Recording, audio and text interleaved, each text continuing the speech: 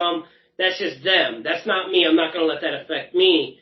So I think that, yes, part of it is product of your environment, but I do think you got to take accountability for yourself. Can I ask you a question? What's that? Can I ask you Go ahead. So,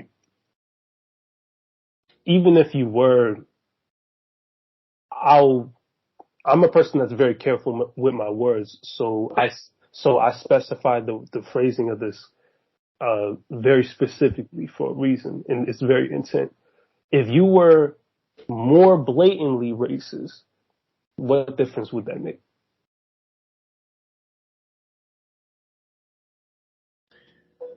I think it would be a social thing. I say that it's like, it definitely wasn't a rhetorical question, but right. At the end of the day, whether you as a white man were racist or not, it really wouldn't matter at the end of the day. It should matter. No, it should matter. On an ultimate scale, that's very minute and irrelevant. You could be an ally, or you can be a self-proclaimed opposition. Even still, you pose no actual real harm or threat towards the actual true goal that the original man's mind should be on. You know, let's say you were part of the KKK and your family was known for riding around lynching people. At the end of the day, sure, historically you had some impact with your family as far as, you know, what your family was doing to certain other families. But at the end of the day, like, a racist white man or just a regular white man, at the end of the day, they don't make no real dent on an ultimate scale. You know what I'm saying? Yeah, I see what you're saying. Yeah. Yeah, it would almost, it would, I would have to, that's a good question. Cause like, me as a sole person, there's nothing I could do by myself to change any of it. I mean, it's not your problem to change anyway. But at the same time, well, actually three things. Number one, it's not your problem to change. Number two, realistically, there's nothing you or any of you could do for quote unquote us. And then thirdly, like I said, like, whether you are an ally or not, what real difference would it make? Like, if you were more blatantly racist, what, like, and then what? Like, so? Yeah, there is no, and then, you know what I mean? There's even, you know, there's like, first of all, you're right. There's nothing that I could do. Nothing. There's nothing I personally could do.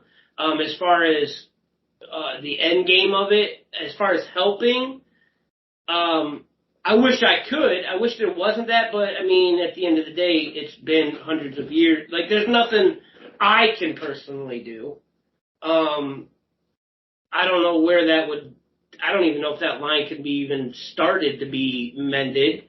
I don't, like, this is a discussion that nobody's having. Nobody wants to have this conversation. I'll tell you like this, because, you know, white guilt is such, I find it hilarious, you know, and don't take any offense by that, but I find it to be a very hilarious thing because, you know, y'all are a group of, and I don't even like calling y'all white because, number one, the term black and white are legal statuses. There was a point in history where there were people with my complexion or even darker than me who were legally dubbed as white. So the term more appropriately used would either be, it actually have to be whatever your tribe is. And I don't know if you're Slavic or not, but, you know, I'm going to just call you a Neanderthal to, you know, be more appropriate with the wording and phrasing. So, you know, Neanderthals are a very funny group of people due to, you know, a lot of their inherent insecurities. And, you know, it's almost like y'all are in a constant conflict with self, which is totally understandable because, you know, y'all are very, well, everybody's unstable to an extent, you know. So with that same instability, there is a lot of internal conflicts. And so, there's a lot of people from birth, y'all are bred and conditioned to help uphold racism and racist systems. So it's hard to break any of those habits or to educate yourself to understand the certain things that you do that do contribute towards white supremacy, which that term in itself is extremely oxymoronic. I don't even like calling it white supremacy because if you're so-called white, there was never any point in time in history y'all were ever superior. So to the term white supremacy, the term white supremacy is laughable. But understanding the ways you contribute towards white supremacy, a lot of people, it's hard to learn all the things you do, and then it's hard to stop all the things you do that contribute towards that. At the very same time, a lot of y'all are either like, oh, those people who are going out, committing violent acts based upon their prejudice, or those people who are extremely prejudiced, y'all fear so much the backlash that they get that y'all be like fucking damn near sweating every day to make sure y'all are not like them. Oh, I don't want to be like them. Let me be super careful about everything I say. I don't even want to look like I'm like them in any sort of way. When at the end of the day, whether you're like those bitter bigots or not, it doesn't fucking matter. You know what I'm saying? Like, it really don't matter. You know what I'm saying? Like, at the end of the day, at the same time, the real truth and the ultimate truth is, there's plenty of y'all that want to be allies. I feel like y'all be much better off if you deaded that goal. If you just stopped having the goal of wanting to become allies, because the truth of the matter is there is no place within this equation for that to be realistically possible or even of help. A true way y'all could be allies is if y'all just learned how to stay out the way. That's it. You know what I'm saying? That's the actual way to be an ally. If y'all learn to A, mind your business, B, stay out the way. That's it. If you just mind your business, stay out the way, like just rock, like y'all can keep rocking how y'all rocking, cause how y'all rocking ain't even no real issue currently. You know what I'm saying?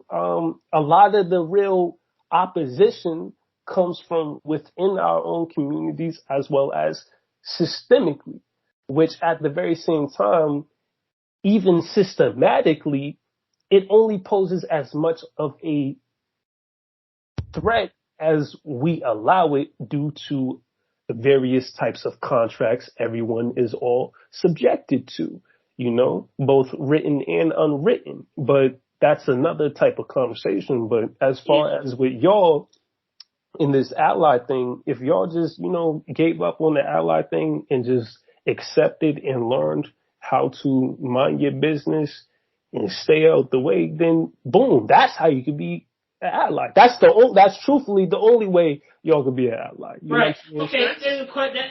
That's deep. I never thought of it that way. That's why I like having these conversations. I've never thought of it that way, and it makes perfect sense. But hypothetically, say we as a group, the white people, stay out of the way, right, and become an ally like you're saying. Do you think that internally y'all can handle it? Y'all can get it figured out? It would make it, so imagine it like this. And this is a very accurate analogy too. So imagine it like this. You come home one day into your house, and when you come home, the entire household is in chaos, right? Mm-hmm. Now, what's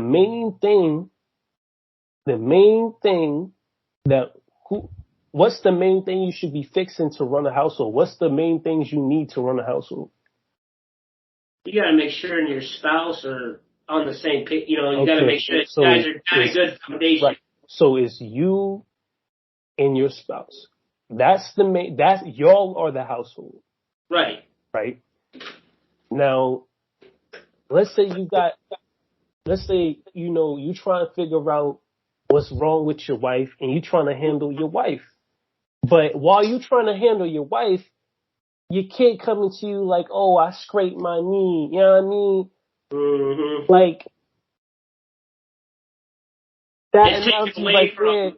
there, that analogy is so to speak, distractions for less of a better, for lack of a better term. You know, distractions. I see where If you y'all were to learn how to mind your business and stay out the way, it would make it easier to keep and maintain the focus on the areas that should actually be highlighted and pointed to.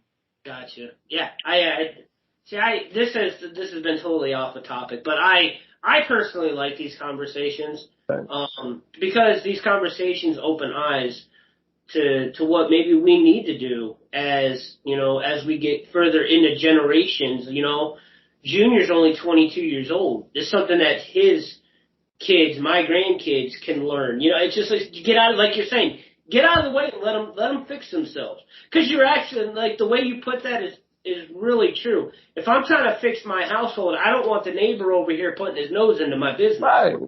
I totally get what you're saying. Putting it that way, I totally get what you're saying, and you're absolutely right. The way that we can help you is get the hell out of the way. Right. Exactly. I totally, the way you put that, boom, mind blown. Like, totally opened my eyes to a whole new thing right there. Exactly.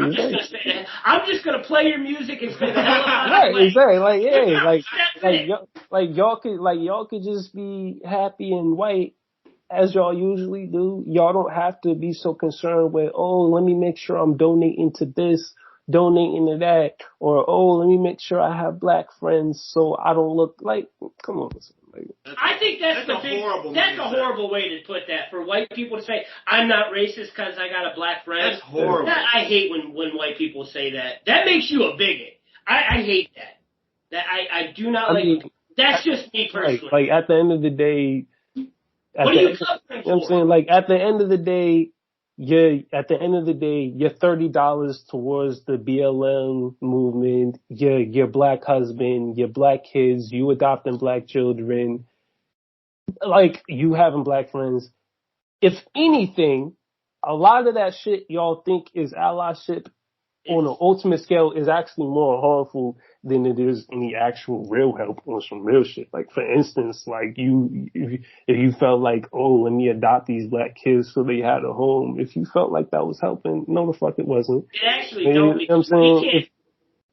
Or if you felt like we can't teach that heritage. Y'all can't do nothing for them. At the same time, if you was like, you know what I'm saying, I'm in love with the black man, or I'm in love with the black woman, like, you have every right to love who you love, but that's still harmful, because at the end of the day, now you taking a black man or woman out the market for another black man or woman. You know what I'm saying? So, like, a lot of that shit, it's like, y'all really, there's nothing y'all can actually do to help besides just shut up and stay out the way. That's it. Yeah, I think that goes for both ways too. Like I think every culture should kind of mind their own, because we have problems in the white culture too. So I mean, that's kind of everywhere, but it seems to be the biggest crossing over into the black community is where we don't know how to stay the hell out of the way. Right. It's crazy. That's mind blowing. Like, I never thought of it that way. I mean, look, real shit, what I'm saying is some blunt ass shit shit that people don't like hearing, or they've heard it and they're like, nah, but that just sounds so mean, or, it just sounds so, but that's the thing. Everybody is so, like you said, about this generation, sensitive. You know, everybody is so caught up on what shit sounds like. What type of feelings that am I gonna offend this person? Right, what type of feelings these words invoke? Who gives a fuck? Like, listen to the message. What is the actual point? Objectively, what is he saying? And objectively, how can you applicate that? You know what I'm saying? That's what it should really be about. Very true. Yeah, this was definitely an eye opener for me personally, because I never thought of just getting out of the way. Like, I've dated the full spectrum of women, but I agree with you that if I date a black woman, that takes her off the market for a successful black man or any black man. I don't know what I mean. Right. No, at the same time though, like, I'm not saying, don't date any of our women or don't date any of our men, because